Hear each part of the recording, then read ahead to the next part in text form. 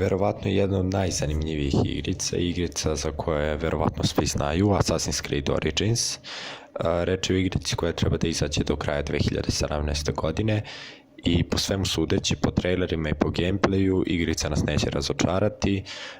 Rađena je istorijski tačno. Vreme dešavanja igrice pokušavam da smestim negdje između kraja 18. dinastije i kraja vladavine naslednika Tutankamona i vladavine Kleopatre VII, koja znamo da se udala za Gaja Julija Cezara i kasnije za njegovog naslednika. Imala je sa njim i djecu. Po trailerima možemo vidjeti da Cezar dovodi svoju vojsku u Egipat, očigledno da bi pomogao Kleopatri, ali Kleopatra je ovdje prikazana više kao neki autokratski vladar sa autokratskim režimom gdje tera sve ljude da joj se poklone, mada iza nje se kasnije vidi da stoji druga organizacija koja je, čini mi se, nazvana organizacija Anubis, koji pokušavaju da uspostave kontrolu nad Egiptom, a Cezar je prikazan kao marioneta kod Kleopatre. Prikazana je sva velika slava Egipta i čak je prikazan Tutankamon kao dečak i kako ga kontrolišu